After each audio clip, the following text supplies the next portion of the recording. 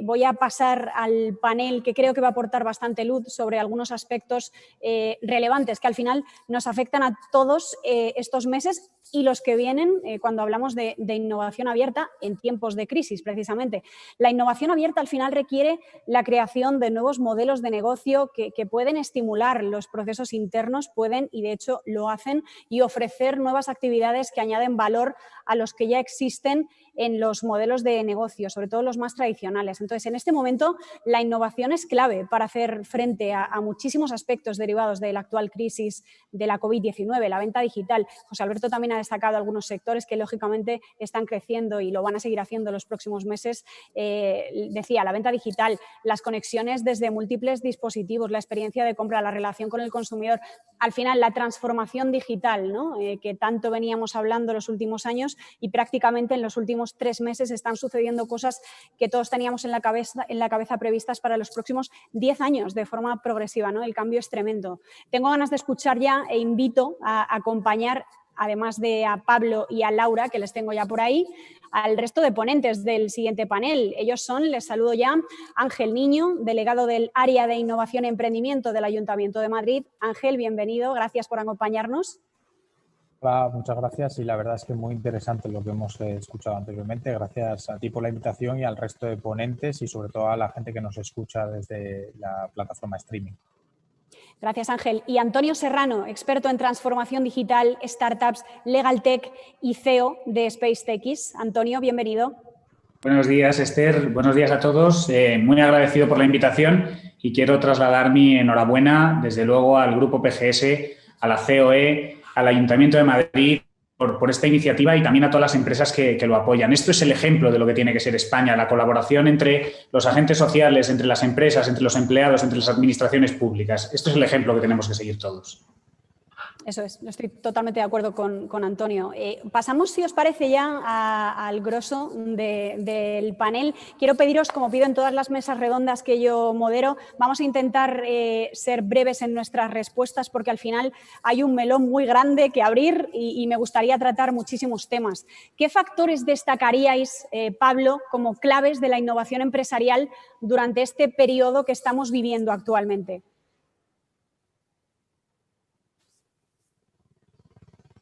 Ay, creo que está silenciado, Pablo. Perdóname, ya estoy. Mira, bueno, un factor clave de innovación, fijaros, al final de una empresa se puede innovar en muchísimas teclas, en cómo vender, se puede innovar en el modelo de negocio, se puede innovar en la relación entre los compañeros de trabajo, en las fórmulas de contratación, en las relaciones con los proveedores.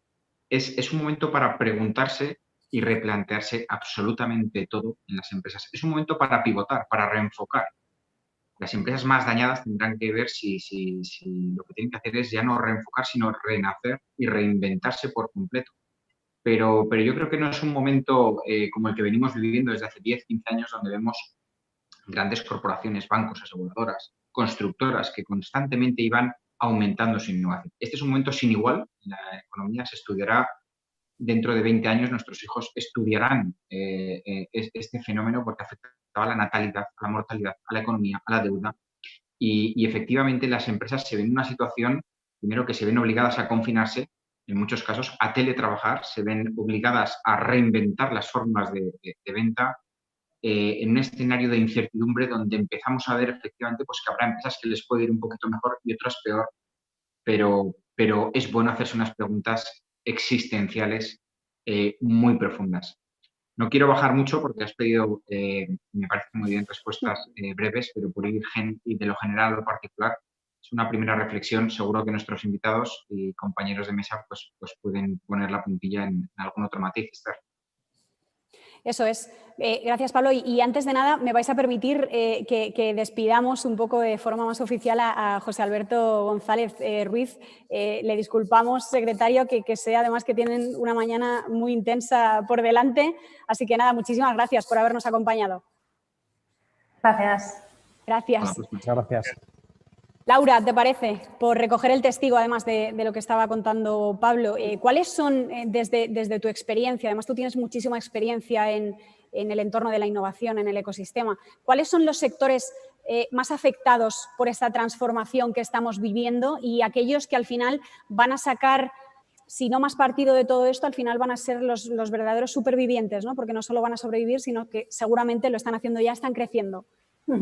Bueno, pues como hemos visto y como estamos viendo, los sectores que más están siendo afectados por toda esta crisis son básicamente turismo, hostelería y bueno, todos los sectores relacionados con ello, ¿no? Al final, la manera de salir de esta crisis yo creo que es, como ha dicho Pablo, no solamente transformar, sino intentar renacer y al final que las empresas que conforman parte de esos sectores encuentren nuevas estrategias o nuevas maneras de hacer las cosas para enfocarse a través de la innovación en nuevas maneras de hacer negocios, ¿no? Por lo tanto, yo creo que estos sectores sí que tienen posibilidades de transformarse y también hay otros que, obviamente, pues por el área a la que se dedican, tienen muchísimo potencial para crecer, ¿no? Hablamos del sector de educación, que ahora Antonio pues, nos dará también sus inputs para ver realmente todas las posibilidades que hay con la formación online, con el e-learning, con la transformación de modelos de negocios tradicionales como las universidades a través de la formación online y de la nueva manera de aprender. También, bueno, pues tenemos el sector de la logística, de la movilidad de cercanía, ¿no? Que se está transformando pues, por todo el traspaso de lo que es el negocio offline al negocio online y todas las ventas que se están produciendo ahora en la distancia, ¿no? Y luego también diría que la salud es un sector de referencia a tener en cuenta porque está recogiendo todas esas innovaciones que permiten precisamente pues, encontrar soluciones como la vacuna, ¿no? Algo tan sencillo como la vacuna que nos va a ayudar a superar todo esto. Además, hay muchísima innovación en el sector salud. Yo diría que incluso hay un ecosistema propio, ¿no? Que se dedica a innovar en este sentido y muchísimos emprendedores, que antes hablábamos de los factores para salir de esta crisis, que apostando por la resiliencia, ¿no? Y por el espíritu de supervivencia siguen innovando y siguen creando nuevas soluciones que pueden aportar valor para salir de esta crisis. Desde luego. Antonio, ¿cómo lo ves tú? Vamos a ver, yo creo que efectivamente estamos ante un momento único, como decía Pablo, ¿no? Y tiene que haber un cambio de mentalidad. Steve Jobs, por ejemplo, nos decía que la innovación es lo que distingue a los líderes de los seguidores. Y yo creo que es el momento de los líderes. Esas personas que, en definitiva, son capaces de detectar las necesidades desatendidas de un grupo y le dan satisfacción a esas necesidades. Y además, es que tienen que ser líderes creativos y esa creatividad te lleva a la innovación, que no es otra cosa que esa ejecución de la creatividad y ese seguimiento, ¿no? Y esos líderes que innovan y que son creativos también tienen que ser, en mi opinión, líderes éticos, líderes ejemplares, líderes que no son autoritarios y que les siguen los demás básicamente porque inspiran a los demás, ¿no?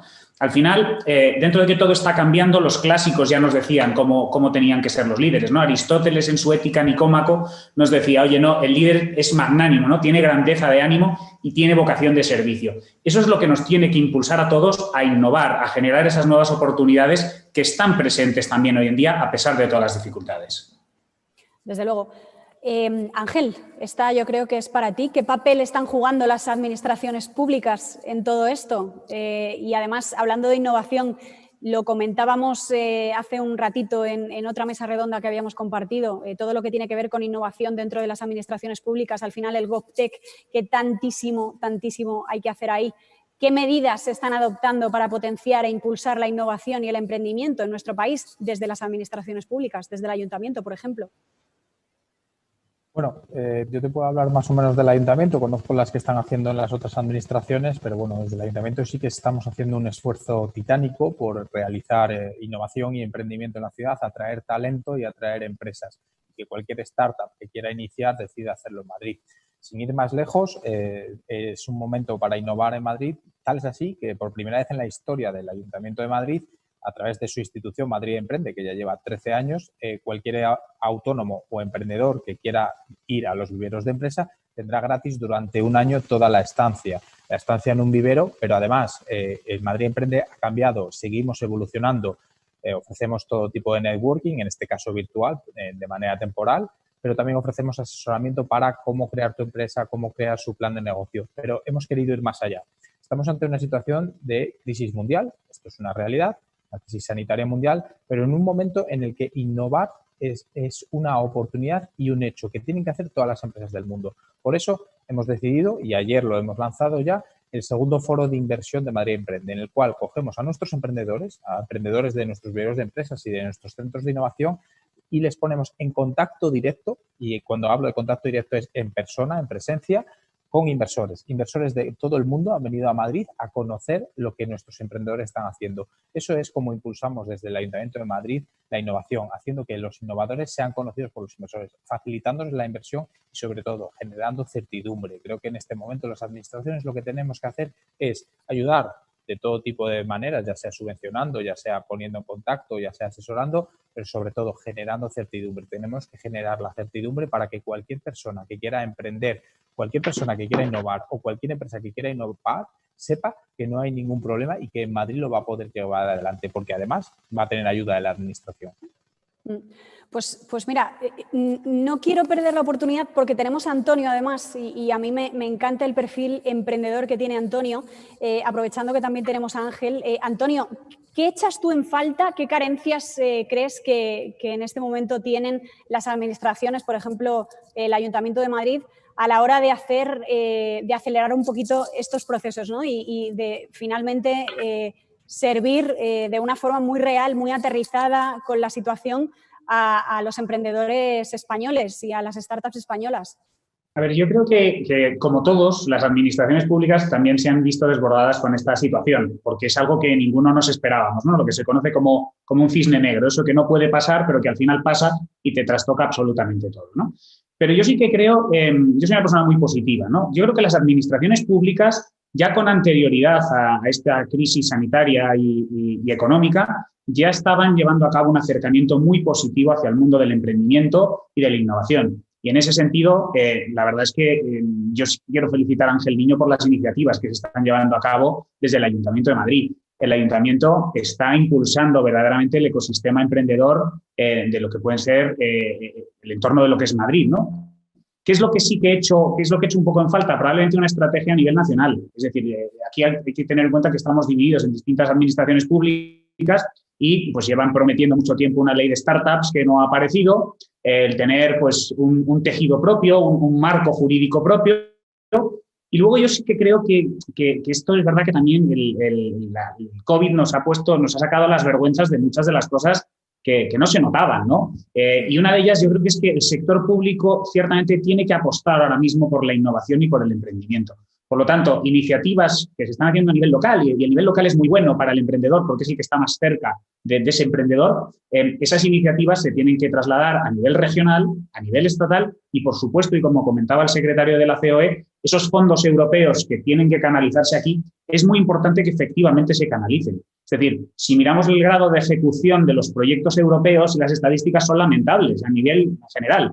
Pues lo que hay que hacer es efectivamente aprovechar esta oportunidad de estos fondos europeos y que efectivamente se ejecuten en innovación y en transformación digital.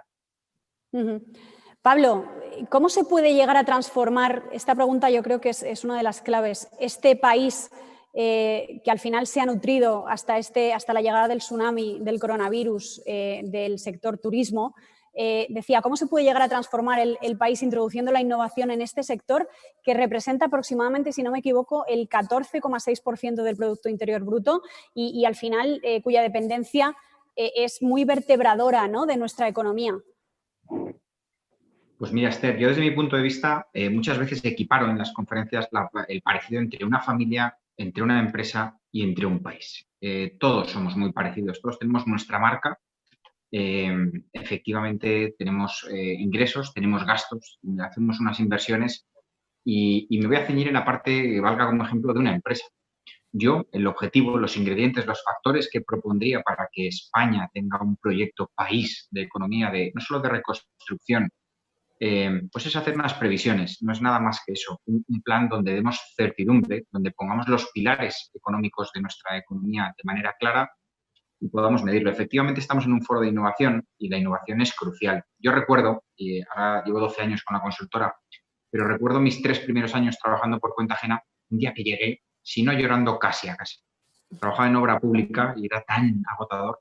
Una hermana mía, la mayor, que somos 5, me decía, mira, Pablo, el camino al éxito siempre está en obras. Y efectivamente lo estamos ahora en pleno tornado que tenemos pero hay que adaptarse al cambio. Las empresas tienen que adaptarse al cambio, pero también, fíjate que estamos con las asociaciones de empresarios, con la COE principal, también las administraciones públicas hay que hacerlo todo de manera más eficiente, más rentable y rodearse de auténticos expertos. Yo creo que esa es una clave. Hay gente muy buena en nuestro país, hay talento para hacerlo, con lo cual, si efectivamente hacemos un proyecto para los próximos 5 y 10 años de cómo convertir esta economía en un motor de Europa y no en la que más va a salir dañada, daban datos, porque tengáis algunos datos, Estados Unidos va a decrecer este año el 4,4%, Alemania lo hará un 6% y España el 12%, es decir, el triple que Estados Unidos y el doble que Alemania. Entonces, hay que ponerse las pilas, hay que ser serios, hay que hacer proyectos con certidumbre, con orden, rodeados de expertos y ¿por qué no? Y relanzar a lo que hace que este país tenga salud. Un país con salud es aquel que tiene empresas. No hay otra vertiente, esta es mi visión, para eso estoy, para contarla. Si tenemos muchas empresas, subirán los salarios medios, subirán los salarios mínimos. Habrá demanda de empleo, habrá recaudación, habrá sanidad pública, habrá muchas cosas, pero tenemos que poner el foco en efectivamente buscar una vía para que las administraciones públicas, que también pueden hacerlo y que muchas lo están haciendo, y en la Comunidad de Madrid, tenemos muy buenos ejemplos, pues nos ayuden a los empresarios que estamos un poco tarados y que emprendemos con la que está cayendo y que vamos adelante para intentar generar un proyecto adecuado. Laura, ¿qué propuestas crees que podrían plantearse para dar un empujón, precisamente por seguir hablando del turismo, que yo creo que va a ser uno de los más afectados, vamos, ya lo está siendo, lógicamente, apalancándose en la innovación para que dejara de estar en caída libre, digamos? Bueno, pues ya lo hemos nombrado antes, pero vuelvo a incidir en el hecho de la necesidad de transformar digitalmente todos los sectores productivos y toda la economía, ¿no? Y eso pasa pues por darle un impulso sobre todo a lo que es la infraestructura, la conectividad, las redes, el 5G, llevar toda la conectividad a zonas que están un poco más desatendidas en este sentido, ¿no? Las zonas rurales, polígonos industriales que permitan un poco que todo el mundo en todas partes de España tenga las capacidades de poder trabajar y tener conexión digital para poder dar un empujón a estos sectores que lo que necesitan es primero transformarse, ¿no? Y luego yo también, bueno, en línea también con todo el tema de los fondos europeos y todo el dinero que va a llegar a España, potenciar otras áreas que a lo mejor han estado un poco más de lado, ¿no?, de todos estos años y que tienen muchísimo sentido, ¿no?, como todo el tema de la economía verde, que hay muchísima innovación en torno a conceptos pues, o a tecnologías relacionadas pues, con mejorar el medio ambiente, la economía verde, la sostenibilidad. Y bueno, como también he dicho, impulsar salud, impulsar educación, impulsar empleabilidad a través de la educación y de la formación y bueno, en definitiva, dejar a los emprendedores que saquen adelante nuevas ideas, que sean disruptivos, que aporten creatividad en el entorno y que nos ayudemos de esa creatividad para encontrar nuevas maneras de hacer las cosas.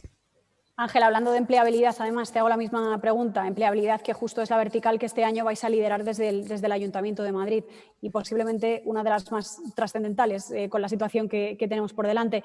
¿Qué propuestas haríais para darle un empujón a este sector, al turismo? Bueno, en primer lugar, no me sale la palabra, perdón. La empleabilidad es una de las cosas que va a definir el futuro de todos los países, porque dentro de 10 años muchas de las profesiones que ahora mismo ni conocemos ni probablemente se nos ocurran, van a ser profesiones que tengan una demanda altísima. Y sin ir más lejos, os pongo un ejemplo muy sencillo que yo me encontraba antes de ayer hablando con unos profesionales. Ahora mismo se necesitan data science, expertos en inteligencia artificial en Madrid. ¿Vosotros imagináis hace 10 años esta palabra, este profesional? Pues algunos que estábamos metidos en esto quizás sí, pero el 80% de la gente ni se le ocurría. Pues por eso este año nosotros desde el Ayuntamiento de Madrid apostamos por la empleabilidad. Creemos que es el momento de reconvertirse, es el momento de desaprender, como yo digo, muchas de las rutinas y muchas de las habilidades que teníamos adquiridas y volverlas a adquirir de otro modo para adaptarnos al futuro que va a ser una realidad y contra el que no se puede pelear. Esto es así. Sí que es cierto que hay que tenerse las limitaciones que tenemos. Nosotros del Ayuntamiento de Madrid podemos hacer y podemos llegar hasta donde podamos, pero sí que apostamos mucho por la innovación abierta, como es el caso de PGS, al cual una vez más felicito por su iniciativa porque es muy buena. Entonces, nosotros desde el Ayuntamiento de Madrid hemos lanzado diferentes iniciativas, como puede ser la experiencia de Madrid in Motion, en la cual hemos lanzado más de 12 proyectos y startups de todo el mundo que en esta ocasión no ha podido venir a Madrid, pero que en ocasiones anteriores sí que han venido a Madrid. Soluciones autónomas para vehículos. También estamos trabajando en la idea de la creación del primer gran sandbox de movilidad en la ciudad de Madrid.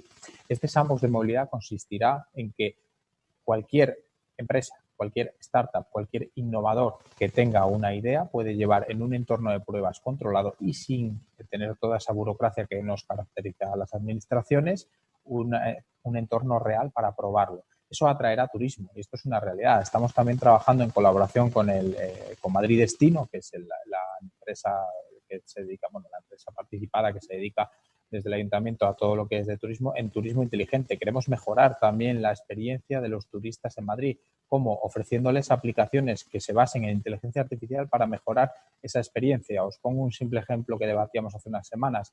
Cuando alguien va al Museo del Prado, ahora mismo no, pero cuando iba antes, pues tenía que hacer una cola. ¿Y qué si tuvieras una aplicación que te ofreciera una solución para ir a tomarte un café enfrente, manteniendo tu puesto en la cola y mejorando tu experiencia, o te recomendara que tienes tiempo suficiente para ir a otro museo y volver antes de entrar a la cola? Al final lo que tenemos es que incorporar a la administración soluciones de inteligencia artificial, utilizando, como no puede ser de otra forma, el Big Data, para que nuestra experiencia al turista mejore, para reactivar el turismo. Y no podemos olvidar algo muy importante.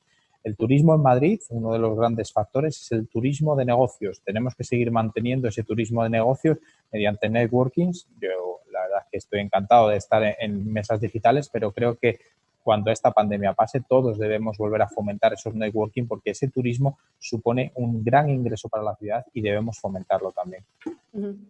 Antonio, se habla mucho de digitalización, de hecho somos un ejemplo nosotros ahora mismo en esta mesa redonda y creo que es evidente que tenemos que adoptar las empresas la transformación digital. También es evidente que no todos los sectores lo van a poder hacer y de hecho por eso pasa lo que pasa, lo van a poder hacer de una forma digamos ágil. A mí te da la sensación de que por el simple hecho a veces de ser emprendedores y tecnológicos creen que tenéis más posibilidades que otras empresas tradicionales de sobrevivir a esta crisis. Igual es interesante que cuentes cómo te ha afectado a ti como emprendedora SpaceTechis todo este tsunami, lo decía, del coronavirus y qué medidas habéis adoptado también para adaptaros vosotros mismos e intentar sobrevivir. Pues mira, la verdad es que justo este año cumplimos un año como SpaceTechis, ¿no? SpaceTechis es un centro de formación precisamente en competencias digitales desde los 5 años para facilitar la empleabilidad desde las edades más tempranas, ¿no? Empezamos hace un año, empezamos muy bien, francamente bien, con una curva, la verdad que es con la que estábamos muy contentos, con muchos proyectos, muchos niños, estábamos formando también abuelos para que no se quedaran atrás en la alfabetización digital, con empresas, con ejecutivos y llegó el COVID. ¿Y qué es lo que nos hizo el COVID? Pues, por supuesto, tener que sentarnos a pensar. Es verdad que de la noche a la mañana y gracias a las competencias digitales que nosotros enseñábamos, pudimos poner el negocio a funcionar. ¿Con impacto? ¿Con pérdida de clientes y de usuarios? Sin duda. Hoy estamos ya por encima de las cifras que teníamos antes de la pandemia, lo cual nos orgullece muchísimo y sobre todo es gracias al fantástico equipo que tengo. Pero en ese proceso de reflexión lo que hicimos es un análisis de oportunidad y de entender cómo es esta nueva economía. Entonces, nosotros básicamente consideramos que hay que entender, para todos los sectores, antes hablábamos del turismo, esta economía ya es digital, esta economía ya tiene muchos adjetivos, digital en el que casi todos los activos se pueden convertir en ceros y unos. Es una economía exponencial, donde hay unas tecnologías disruptivas que lo están cambiando absolutamente todo. Es una economía que se basa en datos, como petróleo del siglo XXI, ¿no? Es una economía de plataformas. Estamos viendo Netflix, redes sociales, un Globo, un Cabify. Son plataformas que se están convirtiendo en pequeños territorios o estados virtuales con sus propias normas. Una economía que se centra en las experiencias transformadoras y en la que además ya no es tan importante el derecho a la propiedad, sino el acceso o el uso. Una economía de la automatización y, fijaos, dos últimos adjetivos que creo que hoy en día son fundamentales para buscar esas oportunidades. Una economía contactless, por lo menos temporalmente, en la que no hay contacto. Ahora mismo nos estamos hablando como no nos gustaría abrazarnos y no podemos. Y y una economía de la incertidumbre. Y quien no sea capaz de entender estos conceptos no va a poder buscar esos nuevos modelos de negocio. Entonces, la formación en todas esas competencias digitales, unido a habilidades blandas como liderazgo, creatividad, innovación, toda la parte vinculada también a la sostenibilidad y la economía circular, son fundamentales porque son las que nos van a ayudar a salir adelante. Por lo tanto, sí que creo que las competencias que teníamos y que estábamos desarrollando aquí a nosotros nos han hecho sobrevivir y espero seguir celebrando muchísimos más cumpleaños con vosotros en los próximos años. Y nosotros que lo veamos, claro que sí, lo celebremos contigo. Enhorabuena de verdad por esa resiliencia. A los emprendedores nos van a hablar de resiliencia, ¿no? Me gustaría, porque nos quedan muy pocos minutos y a modo casi de conclusión, también por aportar valor, ¿qué recomendaríais cada uno a las compañías españolas para ayudarlas a recuperar esta competitividad, estos ingresos que han perdido? Se han destruido, si no recuerdo mal, más de 300.000 empleos en lo que va de crisis, acudiendo a la innovación como mecanismo de recuperación de la crisis. Pablo.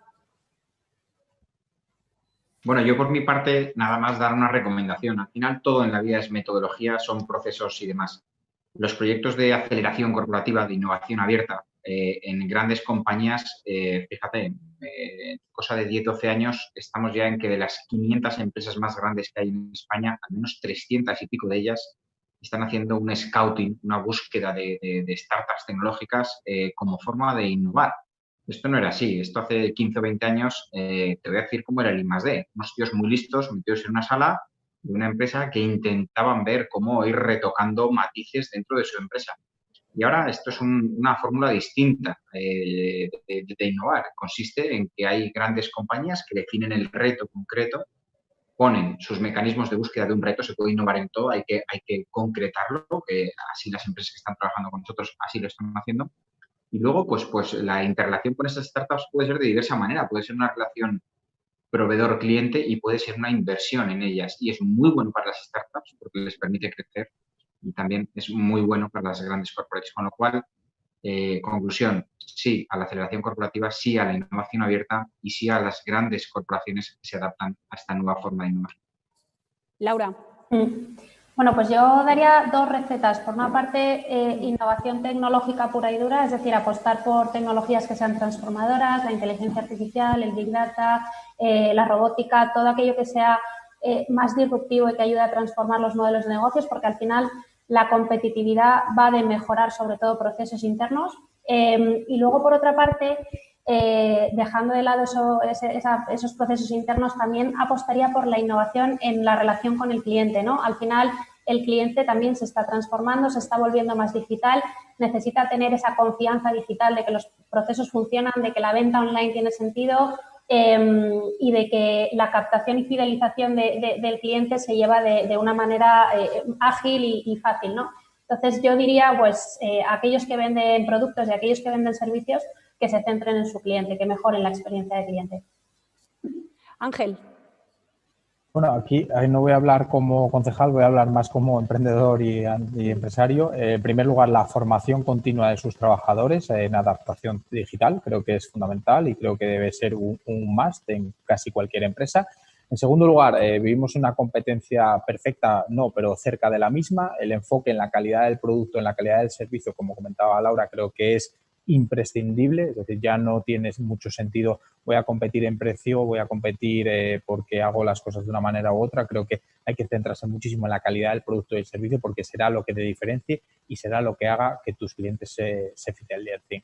Y por último, algo que es muy estratégico, un plan de negocio claro, pero también adaptable. No puede ser que, como he visto en algunas empresas, decidan de hoy para mañana, bueno, ahora voy a ser 100% digital y voy a dejarlo analógico, ahora voy a dejarlo digital y voy a cogerlo analógico. Creo que hay que tener un plan de negocio claro a 3 años, ser capaz de adaptarlo, pero no hacer cambios de rumbo muy rápidos y muy repentinos, porque al final eso es lo que sí que termina por una empresa por hundirla. Antonio. Bueno, la verdad es que las recomendaciones hoy en día son complejas, ¿verdad? Porque hay gente que está sufriendo mucho. Yo sí que les diría que es importante entender esa nueva economía que he intentado describir antes y eso se entiende, y lo ha dicho muy bien Ángel, a través de la formación continua. Es decir, el lifelong learning que dicen los ingleses, esa formación a lo largo de toda la vida, ¿no? Y luego sí que daría dos consejos más específicos. Uno es, yo recomendaría serenidad.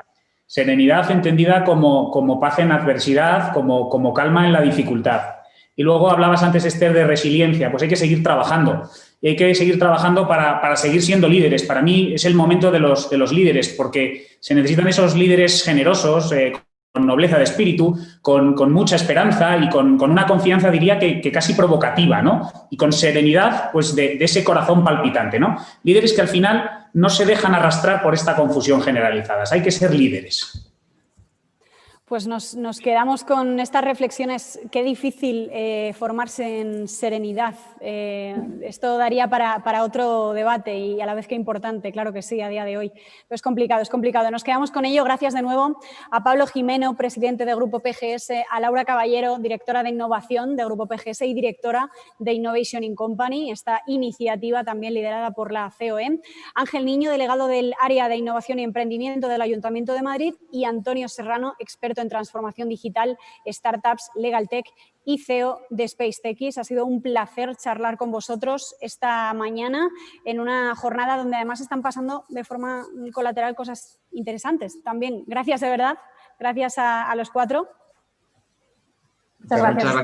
Gracias. Un placer a todos. También a todos los que nos habéis acompañado al otro lado, agradeceros vuestra atención. El tiempo, junto a los datos, es el nuevo petróleo que decía Antonio. Para mí es fundamental, es la nueva moneda, sin duda, del siglo XXI. Y a ellos, por aportar reflexiones con tantísimo valor, lo destacaba en este pistoletazo de salida a la segunda edición del mayor escaparate de innovación abierta en este momento de nuestro país, Innovation in Company. Aquí arranca la edición 2020-2021. Lo vamos a seguir muy, muy de cerca. Gracias de nuevo. Que paséis una muy buena tarde. Chao. Chao. Gracias.